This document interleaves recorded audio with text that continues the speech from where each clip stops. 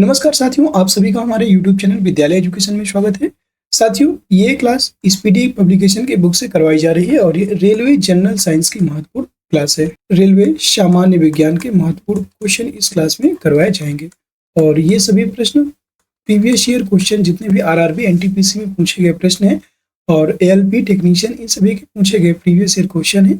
चलिए शुरू करते हैं बिना किसी देरी के। आज की क्लास का पहला क्वेश्चन है, इंसुलिन की खोज की थी। इंसुलिन की खोज करता है बेटिंग एवं बेस्ट। बेटिंग और बेस्ट नामक वैज्ञानिक ने इंसुलिन नामक खोज की थी। इंसुलिन की कमी से कौन सा रोग होता है? तो इसकी कमी से डायबिटीज, इसकी कमी से डायबिटीज रोग हो जाता है। आप सभी जानते होंगे डायबिटीज, इन्हीं को शुगर के पेशेंट भी कहते हैं। ठीक है। विद्युत तीव्रता का मात्रक है। विद्युत तीव्रता का मात्रक होता है न्यूटन प्रति कूलम। न्यूटन प्रति कूलम विद्युत तीव्रता का मात्रक होता है। कोबाल्ट 60 में कौन सी किरण निकलती है? तो कोबाल्ट 60 की बात करेंगे जिसमें गामा रेज निकलती हैं या गामा किरणें निकलती हैं। अगला प्रश्न है, आधुनिक आनुवंशिकता का सिद्धांत दिया था। तो आधुनिक आनुवंशिकता का सिद्धांत देने वाले थे डार्विन। डार्विन नामक वैज्ञानिक ने आनुवंशिकता का सिद्धांत दिया। आरआरबी कोलकाता 6/1/2008 को पूछे गए प्रश्न। ठीक है। रेडियो सक्रियता के आविष्कारक कौन थे? ये बताना है। रेडियो सक्रियता के आविष्कारक कौन थे बताइएगा। तो इसके आविष्कारक थे हेनरी बैकुरल, याद रखेंगे। अगला प्रश्न आपका, वनस्पतियों का रंग हरा किसकी उपस्थिति के कारण होता है? वनस्पतियों का जो रंग है ये क्लोरोफिल की उपस्थिति के कारण हरा होता है, याद रखेंगे। क्लोरोफिल इसमें उपस्थित होता है। अगला प्रश्न है, भोजन द्वारा मानव शरीर में उत्पन्न ऊर्जा को मापने की इकाई होती है। तो इसे कैलोरी से मापते हैं भोजन को। भोजन में जो मानव शरीर में भोजन द्वारा जितनी भी उत्पन्न ऊर्जा होती है उसको कैलोरी के द्वारा मापा जाता है। अगला प्रश्न है, पृथ्वी पर पाई जाने वाली सूक्ष्मतम वनस्पति कहा जाता है? तो सूक्ष्मतम वनस्पति बैक्टीरिया को कहा जाता है, याद रखेंगे। इन्हीं को बैक्टीरिया यानी कि जीवाणु, बैक्टीरिया मतलब जीवाणु। अगला प्रश्न है, साधारण वायु का सबसे बड़ा घटक है। साधारण वायु जो होती है इसका सबसे बड़ा घटक होता है नाइट्रोजन और यह वायुमंडल में 78% पाई जाती है। अगला प्रश्न है, आरआरबी मुजफ्फरपुर 20/1/2008 को पूछे गए प्रश्न। जस्ता चढ़ाने की प्रक्रिया में लौह चादर लेपित किया जाता है। यह जस्ता से लेपित किया जाता है, याद रखेंगे। अगला प्रश्न है, वाष्पन की दर निर्भर नहीं करती है। वाष्पन की जो दर है यह किस पर निर्भर नहीं करती? तो यह द्रव के द्रव्यमान पर निर्भर नहीं करती। अगला प्रश्न है, कौन सी ग्रंथि मधुमेह से संबंधित है? मधुमेह रोग से कौन सी ग्रंथि संबंधित होती है?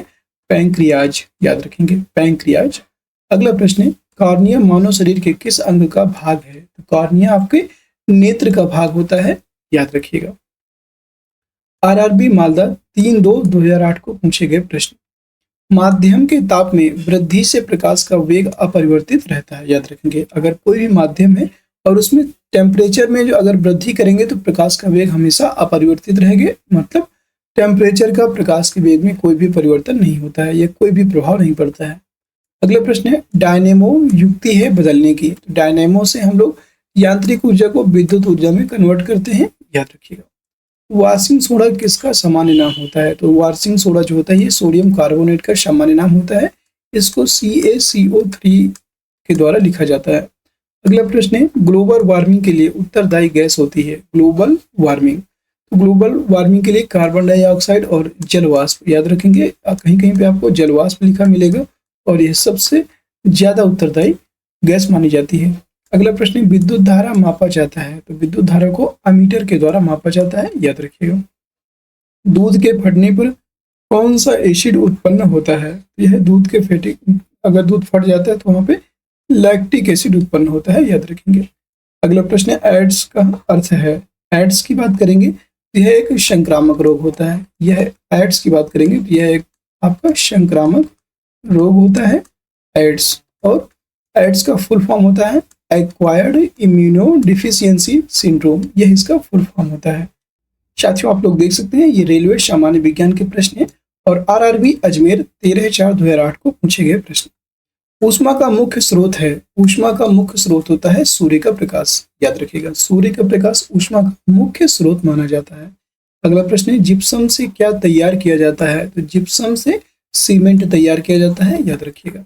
अगला प्रश्न है, अमोनिया गैस तैयार करने के लिए कौन सा गैस प्रयुक्त होता है? तो अमोनिया गैस प्रयोग करने के लिए नाइट्रोजन और हाइड्रोजन को यहाँ पे मिलाया जाता है और याद रखेंगे अमोनिया को NH3 से डिनोट करते हैं, अर्थात अमोनिया का सूत्र होता है NH3। अगला प्रश्न है विषाणु में कौन सा प्रोटीन पाया जाता है? तो विषाणु में लाइकोप्रोटीन पाई जाती है, याद रखेंगे। डाउन सिंड्रोम से पीड़ित व्यक्ति में गुणसूत्रों की संख्या होती है, तो जो अगर कोई भी व्यक्ति है जो डाउन सिंड्रोम से पीड़ित है उसमें गुणसूत्रों की संख्या 47 हो जाती है, 47। RRC जयपुर 4/5/2008 को पूछे गए प्रश्न। एड्स बीमारी फैलती है, तो एड्स बीमारी जो होती है ये वायरस के द्वारा फैलती है, याद रखेंगे, ठीक है। और यह एक संक्रामक बीमारी होती है जो कि मनुष्यों में संबंध बनाने से होती है, याद रखेंगे। अगला प्रश्न है सामान्य नमक का सूत्र क्या है? तो ये आपको मैंने कई बार बताया है, सोडियम क्लोराइड, NaCl यानी कि सोडियम क्लोराइड इसी को बोलते हैं, और ये सामान्य नमक होता है, याद रखेंगे। अगला प्रश्न है रात में पेड़ के नीचे नहीं सोना चाहिए, तो इसका मेन कारण होता है कि रात में जो पेड़ पौधे होते हैं ये कार्बन डाइऑक्साइड गैस छोड़ते हैं। अगला प्रश्न है खाने के सोडा का रासायनिक नाम है, तो खाने के सोडे का रासायनिक नाम होता है sodium bicarbonate, sodium bicarbonate NaHCO3 से लिखते हैं इसे। पीतल मिश्र धातु है, तो पीतल के बारे में आपको कई बार मैंने बताया, और देखिए ये क्वेश्चन सभी रिपीट हो रहे हैं। पीतल मिश्र धातु है कॉपर और जिंक का, ठीक है। अगला प्रश्न है मटमैला जल उदाहरण है, तो मटमैला जल कोलाइडी विलयन का उदाहरण होता है।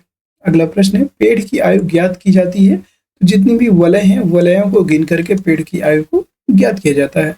अगला प्रश्न है पानी में साबुन का घोल उदाहरण होता है, तो यह कोलाइडी विलयन का उदाहरण होता है, याद रखिएगा। अगला प्रश्न है गुरुत्वाकर्षण नियम की खोज की गई थी, तो यह सर आइजैक न्यूटन के द्वारा की गई थी, और इनके द्वारा पृथ्वी के गति के 3 नियम दिए थे। गति के नियम भी न्यूटन के द्वारा ही दिए गए थे, गति के नियम ये किसने दिया? सर आइजैक न्यूटन ने। अगला प्रश्न है RRB अजमेर 18/5/2008 को पूछे गए प्रश्न। तो बैटरी का धन ध्रुव है, तो बैटरी का जो धन ध्रुव होता है इसको एनोड बोलते हैं, याद रखेंगे, इसे एनोड बोलते हैं। और जो आपका एनोड आपका धन ध्रुव होता है, याद रखेंगे। अगला प्रश्न है फेरिक ऑक्साइड में लोहे की संयोजकता होती है, तो फेरिक ऑक्साइड में लोहे की संयोजकता +3 होती है, याद रखें। अगला प्रश्न है एस्कॉर्बिक एसिड पाया जाता है, एस्कॉर्बिक एसिड आंवले में पाया जाता है, याद रखिएगा। और ये विटामिन सी, आंवले की बात करेंगे तो आंवला आपका विटामिन सी का अच्छा स्रोत माना जाता है, अर्थात विटामिन सी का स्रोत माना जाता है आंवले को। अगला प्रश्न है एड्स फैलता है, तो एड्स वायरस युक्त रक्त लेने से फैल जाता है। अगर कोई भी ऐसा व्यक्ति है जिसको मतलब मान लीजिए उसका ब्लड जो है आपको चढ़ा दिया गया और उसको एड्स था पहले से, तो आपको भी एड्स फैल जाएगा। यानी कि वायरस युक्त अगर आप ब्लड डोनेट कर दे मतलब कंज्यूम करते हैं तो आपको एड्स फैल सकता है। अगला प्रश्न इंटेल नाम है, तो इंटेल की बात करेंगे तो एक कंप्यूटर कंपनी का नाम होता है इंटेल। आप जितने भी लैपटॉप देखे होंगे, सभी साथियों ने लैपटॉप देखा होगा, तो उनमें जो प्रोसेसर होता है ये आपका इंटेल कंपनी का ही बना होता है, ठीक है। अगला प्रश्न वायु उदाहरण है, वायु उदाहरण होता है तो यह मिश्रण का उदाहरण होता है, याद रखेंगे। अगला प्रश्न है, और साथियों आप लोग देख पा रहे हैं ये आपका पेज नंबर 29 है, पेज नंबर 29 है। और आज की क्लास में हम 29 और 30 पेज नंबर 30 को भी आज की क्लास में कवर कर लेंगे। RRB सिकंदराबाद 29/6/2008 को पूछे गए प्रश्न। विद्युत चुंबक बनाने के लिए प्रयोग में लाया जाने वाला धातु होता है, विद्युत चुंबक बनाने के लिए लोहे का प्रयोग करते हैं, और कौन सा लोहा? मृदु लोहा, याद रखेंगे। अगर आपसे पूछ ले किस प्रकार का लोहा प्रयोग करते हैं, मृदु लोहा, ठीक है। अगला प्रश्न कृत्रिम रेशे को कहा जाता है, कृत्रिम रेशम को क्या कहा जाता है? रेयान, इसको रेयान बोलते हैं। अगला प्रश्न विद्युत धारा मापने वाला उपकरण का नाम है, विद्युत धारा अमीटर से मापते हैं, याद रखेंगे अमीटर। अगला प्रश्न चुंबकीय सुई संकेत करती है, तो उत्तर की तरफ संकेत करती है, याद रखेंगे। जो चुंबकीय सुई होती है, मान लीजिए ये कोई चुंबकीय सुई है तो ये आपके नॉर्थ और साउथ की तरफ इंगित करेगी, याद रखेंगे। उत्तर दक्षिण दिशा की ओर संकेत करती है। अगला प्रश्न विद्युत का सबसे अच्छा चालक क्या कौन सा है? तो विद्युत का सबसे अच्छा चालक होता है चांदी, और चांदी को हम Ag से डिनोट करते हैं। अगला प्रश्न हैजा फैलने का कारण है, तो हैजा जीवाणुओं के द्वारा फैलता है, ठीक है। अगला प्रश्न सिरके में उपस्थित कार्बनिक अम्ल होता है, सिरके में आपका एसिटिक एसिड पाया जाता है जिसका सूत्र होता है CH3COOH, ठीक है, COOH इसका फॉर्मूला होता है। डायनेमो बदलता है, ये आपका देखिए क्वेश्चन फिर से रिपीट हुआ है। यह यांत्रिक ऊर्जा को विद्युत ऊर्जा में बदलता है, डायनेमो। अगला प्रश्न है रेफ्रिजरेटर। रेफ्रिजरेटर में खाद्य पदार्थों को ताजा रखने हेतु सुरक्षित तापमान है, इसका सुरक्षित तापमान होता है 4 डिग्री सेंटीग्रेड। अगला प्रश्न है पोलियो रोग में शरीर का प्रभावित अंग होता है, तो इसमें तंत्रिका तंत्र, जो आपका नर्वस सिस्टम होता है, नर्वस सिस्टम, तंत्रिका तंत्र इसमें आपका खराब हो जाता है, याद रखेंगे। अगला प्रश्न है आरआरबी जम्मू 6/7/2008 को पूछे गए प्रश्न। सौर मंडल में सूर्य के सबसे निकट स्थित ग्रह है, तो सबसे निकट स्थित ग्रह है आपका बुध ग्रह। अगला प्रश्न है आदर्श गैस की ऊर्जा आधारित होती है, यह तापमान पर आधारित होती है, याद रखेंगे। अगला प्रश्न है अंतरिक्ष यात्री पृथ्वी से अपने साथ कौन सी गैस ले जाते हैं, तो अंतरिक्ष यात्री जो होते हैं वो पृथ्वी से ऑक्सीजन गैस ले जाते हैं, ऑक्सीजन को O2 से डिनोट करते हैं। अगला प्रश्न है आरआरबी इलाहाबाद 13/7/2008 को पूछे गए प्रश्न। सिगरेट लाइटर में उपस्थित गैस होती है, आपने देखा होगा सिगरेट वाला जो लाइटर होता है उसमें ब्यूटेन गैस भरी जाती है, याद रखेंगे, इसमें ब्यूटेन गैस भरी जाती है, ठीक है। अगला प्रश्न है यूरेनियम का अणुभार होता है, तो यूरेनियम जो होता है इसका अणुभार होता है 238, यूरेनियम 238 इसका अणुभार होता है, याद रखेंगे। अगला प्रश्न है किसी ठोस का द्रव में बदले बिना गैस में बदलना कहलाता है। मान लीजिए कोई भी ठोस है, जैसे कपूर, आपने सभी ने कपूर देखा होगा, और कपूर जब हम जलाते हैं ये डायरेक्ट किस में बदल जाता है, ये डायरेक्ट गैस में बदल जाता है, ठीक है। यह क्या होता है, यह ऊर्ध्वपातन की प्रक्रिया कहलाती है, इसे ऊर्ध्वपातन कहलाता है। अगला प्रश्न है रडार में प्रयोग किया जाता है। रडार आपने देखा होगा, रडार में प्रयोग करते हैं रेडियो तरंगों को, ठीक है, रेडियो वेव्स होती हैं, ये रडार में प्रयोग की जाती हैं। अगला प्रश्न है घरेलू प्रशीतक के रूप में प्रयोग किया जाता है, प्रशीतक के रूप में फ्रेयॉन का प्रयोग करते हैं, याद रखिएगा। अगला प्रश्न है आरआरबी इलाहाबाद 3/8/2008 को पूछे गए प्रश्न। चांदी एक, तो चांदी एक अभी बताया था विद्युत का एक सुचालक होता है, याद रखेंगे, चांदी एक विद्युत का सुचालक होता है। अगला प्रश्न है आपका वसा में घुलनशील विटामिन है, तो वसा में घुलनशील विटामिन होते हैं विटामिन ए, डी, ओ, ई और के। और यहीं पे अगर पूछ ले आपसे कि जल में घुलनशील विटामिन कौन से हैं, तो जल में घुलने वाले विटामिन है बी और सी, विटामिन बी और विटामिन सी जल में घुलने वाले विटामिन होते हैं। अगला प्रश्न है पीतल मिश्र धातु है, तो अभी बताया था आपको तांबे और जस्ते का मिश्र धातु होता है, याद रखेंगे। अगला प्रश्न है सोडा वाटर क्या है, सोडा वाटर एक विलयन होता है, याद रखिएगा। अगला प्रश्न डीडीटी का उपयोग किस रूप में होता है, तो डीडीटी का प्रयोग करते हैं कीटनाशक के रूप में। अगला प्रश्न धौवन सोडा का रासायनिक नाम क्या होता है, तो धौवन सोडा जो होता है इसका रासायनिक नाम होता है सोडियम कार्बोनेट। अगला प्रश्न हड्डियों और दांतों का मुख्य संगठक होता है, इसमें कैल्शियम फास्फेट, कैल्शियम फास्फेट हड्डियों और दांतों का मुख्य संगठक होता है। अगला प्रश्न कांसा मिश्र धातु है, तो कांसा तांबे और टिन से मिलकर बनाया जाता है कांसा। अगला प्रश्न है इलेक्ट्रॉन ग्रहण करने की प्रवृत्ति होती है, तो इलेक्ट्रॉन ग्रहण करने की प्रवृत्ति क्लोरीन में होती है, याद रखेंगे। किस गैस के सड़े अंडे की गंध आती है, मतलब कौन सी ऐसी गैस है जिससे सड़े अंडे की गंध आती है, तो वो है हाइड्रोजन सल्फाइड H2S, इसे बोलते हैं हाइड्रोजन सल्फाइड। और ये इससे जो है सड़े अंडे की गंध आती है, ठीक है। आरआरबी चंडीगढ़ 14/9/2008 को पूछे गए प्रश्न। एक उड़ते हुए चक्के की प्रति सेकंड घूर्णन किससे मापी जाती है, इसकी स्ट्रेबोस्कोप से इसकी घूर्णन गति मापी जाती है, याद रखिएगा। अगला प्रश्न है द्रव की बूंद द्वारा सिकुड़ने तथा न्यूनतम आयतन ग्रहण करने की प्रवृत्ति किस गुण के कारण होती है, यह पृष्ठ तनाव के कारण होती है। और साथियों अगर आपने ये पूरी स्पीडी की जो बुक है इसको आपने अगर कवर कर लिया तो आपको साइंस में आपके जितने लगभग साइंस जितने 10 से 15 प्रश्न पूछे जाएंगे और ये सारे आपके यहाँ पे सही होंगे, ठीक है। तो इसे जरूर पूरा कीजिएगा ताकि आपको साइंस में कहीं से कोई भी प्रॉब्लम ना हो। कार्बोरेटर होता है, तो कार्बोरेटर आप जानते हैं पेट्रोल इंजन में कार्बोरेटर का उपयोग किया जाता है। अगला प्रश्न है डायोड से धारा बहती है तो एक दिशा में बहती है, जो धारा होती है एक दिशीय होती है, इसलिए धारा को क्या कहते हैं, इसलिए धारा एक सदिश राशि है। धारा कैसी राशि है, धारा एक सदिश राशि होती है। अगला प्रश्न श्यानता की एसआई इकाई है, तो श्यानता की एसआई इकाई होती है पॉइज, याद रखेंगे। एसआई यूनिट में श्यानता की इकाई होती है पॉइज।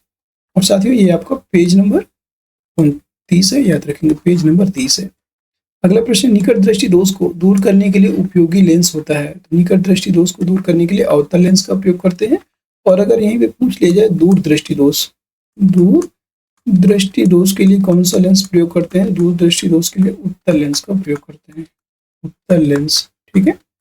अगला प्रश्न, अंडों में किस प्रोटीन की अधिकता होती है? तो अंडों में एल्बुमिन नामक प्रोटीन की अधिकता पाई जाती है। अगला प्रश्न, आरआरबी सिकंदराबाद 28/9/2008 को पूछे गए प्रश्न, क्वासिओरकर रोग किसकी कमी से होता है? क्वासिओरकर जो रोग है यह प्रोटीन की कमी से होता है, याद रखेंगे। और प्रोटीन किसके खाने से हमें प्राप्त होती है? तो अंडा, दूध, मांस और दालें। सबसे ज्यादा यहाँ पे इंपॉर्टेंट है दालें। अगर आप दालें ज्यादा खा रहे हैं तो प्रोटीन की कमी नहीं होगी। अगला प्रश्न, यौन संबंधों द्वारा फैलने वाला रोग है, यह आपका एड्स आपका यौन संबंधों के द्वारा फैलने वाला रोग होता है। अगला प्रश्न, किसकी कुसक्रियता के कारण गलगंड रोग उत्पन्न होता है? किसकी कुसक्रियता या किसकी कमी के कारण यह घेंघा रोग हो, मतलब ये गलगंड, इसी को क्या बोलते हैं? इसका दूसरा नाम है घेंघा, इसका दूसरा नाम है घेंघा रोग, याद रखेंगे। और यह थायरॉक्सिन ग्रंथि की कुसक्रियता के कारण हो जाता है, याद रखेंगे। और यह आयोडीन की कमी, यानी कि इसी को बोलते हैं आयोडीन की कमी से भी हो जाता है। आयोडीन की अगर बॉडी में कमी है तो यहाँ पे आयोडीन की कमी से गलगंड या घेंघा रोग हो जाता है। अगला प्रश्न है आरआरबी इलाहाबाद 12/10/2008 को पूछे गए प्रश्न, चंद्र ग्रहण तब होता है जब सूर्य एवं चंद्रमा के बीच पृथ्वी आ जाती है। यानी कि सूर्य और चंद्रमा के बीच अगर मध्य में पृथ्वी आ जाती है तो वहां पे चंद्र ग्रहण होता है। और अगर आपसे पूछ ले कि सूर्य ग्रहण कब होगा, तो सूर्य ग्रहण तब होता है जब सूर्य और पृथ्वी के बीच में चंद्रमा आ जाता है। ठीक है। अगला प्रश्न है, समतल दर्पण द्वारा बना प्रतिबिंब होता है। तो समतल दर्पण द्वारा जो बना प्रतिबिंब होता है यह आभासी होता है। अगला प्रश्न है, भारी जल का क्वथनांक होता है। तो भारी जल का क्वथनांक होता है 101.4 डिग्री सेंटीग्रेड। भारी जल का सूत्र क्या होता है? भारी जल के सूत्र की बात करेंगे तो भारी जल का सूत्र होता है D2O। इसी को बोलते हैं ड्यूटेरियम ऑक्साइड। अगला प्रश्न है, रेलवे सामान्य ज्ञान के प्रश्न है और आपको बता दिए हैं, ये आपका पेज नंबर 30 है।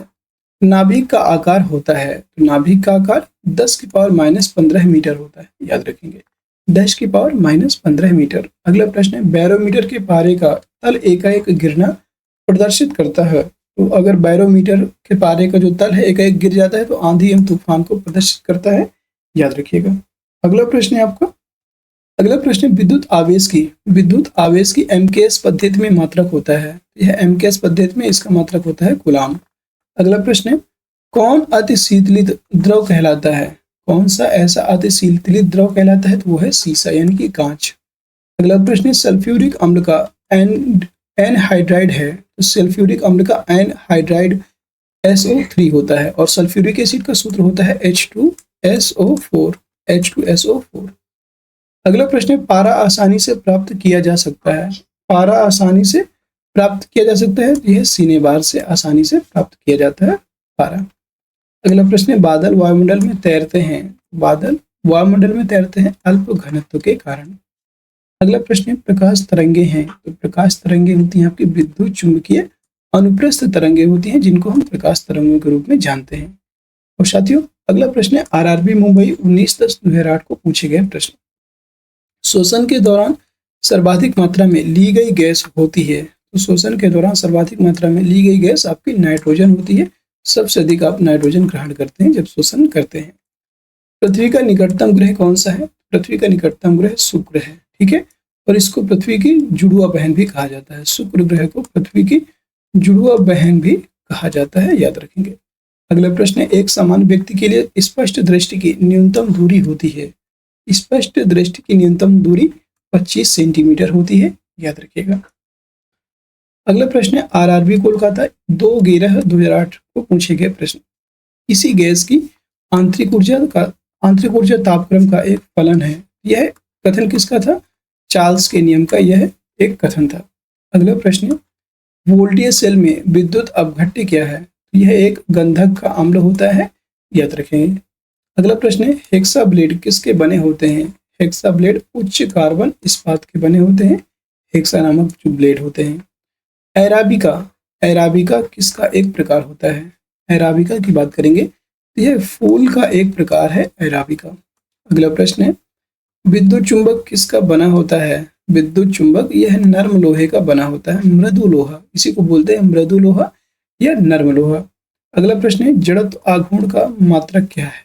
जड़त्व आघूर्ण, इसका मात्रक होता है mr², यानी कि किलोग्राम मीटर स्क्वायर। अगर आप वैसे देखेंगे तो आई बराबर आई मतलब इनर्सिया, तो आई बराबर होता है mr²। m मतलब किलोग्राम, m मतलब द्रव्यमान होता है और r मतलब मीटर, उसकी त्रिज्या, तो mr²।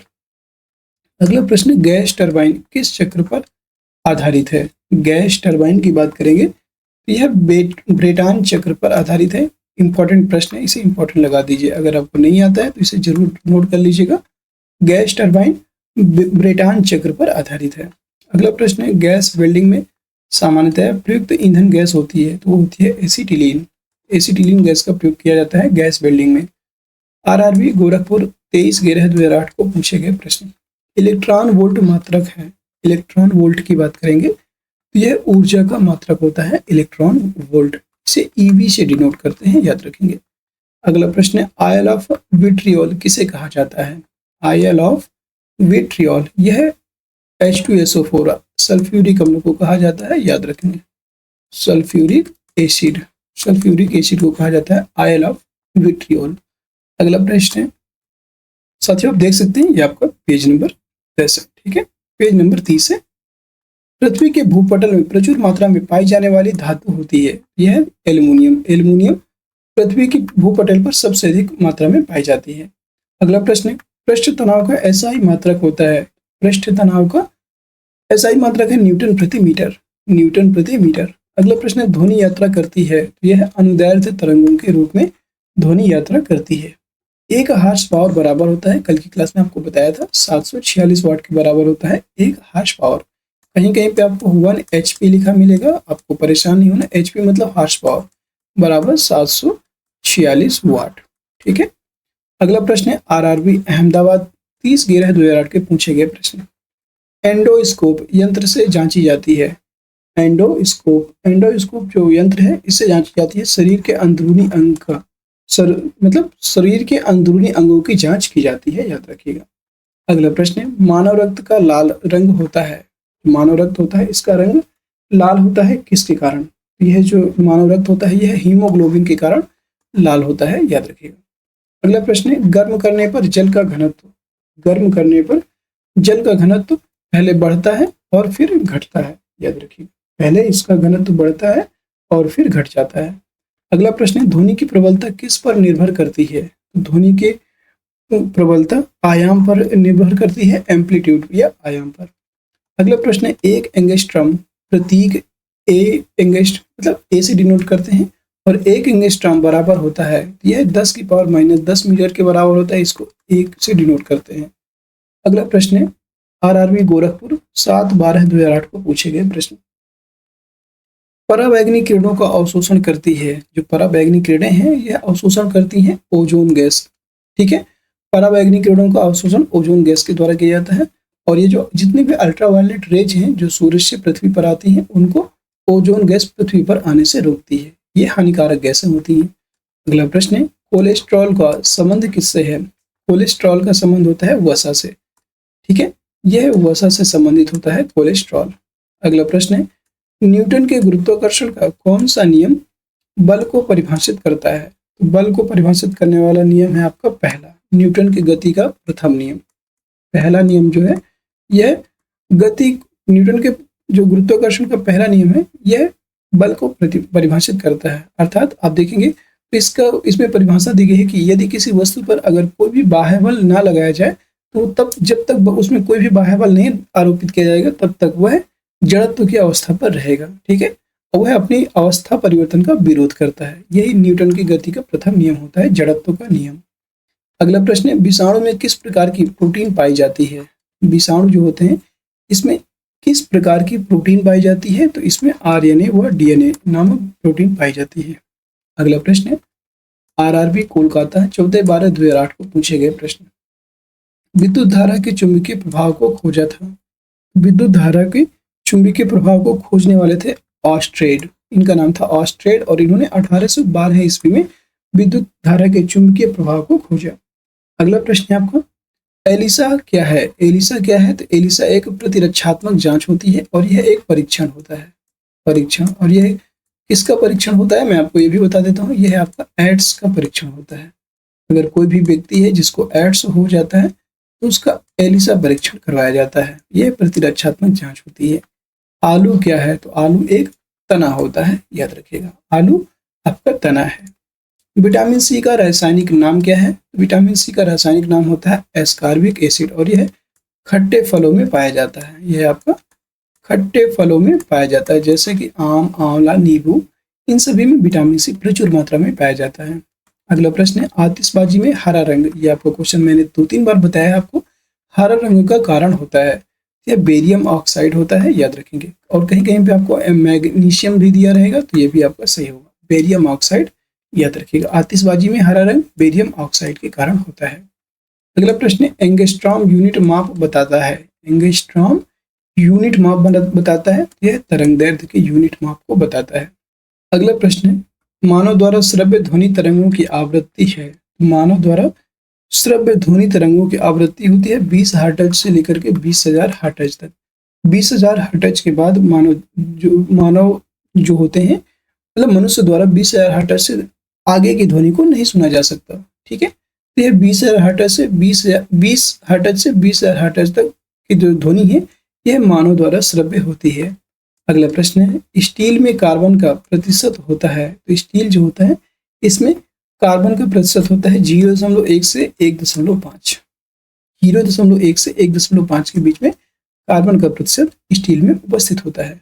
और साथियों, आज की क्लास हमारी यहीं पे समाप्त होती है। क्लास अगर पसंद आई है तो सभी लोग लाइक कर दीजिए, शेयर कर दीजिए। कोई भी कमेंट हो, कोई सुझाव हो तो आप हमें कमेंट करके बता सकते हैं। और साथियों, अगर क्लास में आप लोग नए हैं तो आप क्लास को सब्सक्राइब कर सकते हैं, ताकि आगे आने वाली सारी वीडियोज की नोटिफिकेशन आप सभी को प्राप्त होगी। जितने भी कोई भी नया आपका एग्जाम डेट आता है, कुछ भी आता है, कोई भी नया अपडेट है आरआरबी की तरफ से या कोई भी आपके एग्जाम से रिलेटेड कोई भी आपको अपडेट मिलता है तो सबसे पहले आपको विद्यालय एजुकेशन चैनल की तरफ से बताया जाता है। कोशिश यही रहती है कि आप लोगों के जितने भी डाउट्स हो सारे क्लियर की जाएं। और साथियों, आप हमारे टेलीग्राम चैनल को ज्वाइन कर सकते हैं, जहां पे आप अपने डाउट्स को क्लियर कर सकते हैं, डाउट्स पूछ सकते हैं। टेलीग्राम चैनल का लिंक इसी वीडियो के डिस्क्रिप्शन में दिया हुआ है, वहां से आप इसको ज्वाइन करके आप हमसे बात कर सकते हैं। फिर मिलते हैं किसी नेक्स्ट क्लास में, तब तक के लिए जय हिंद, जय भारत। आप सभी का दिन शुभ हो।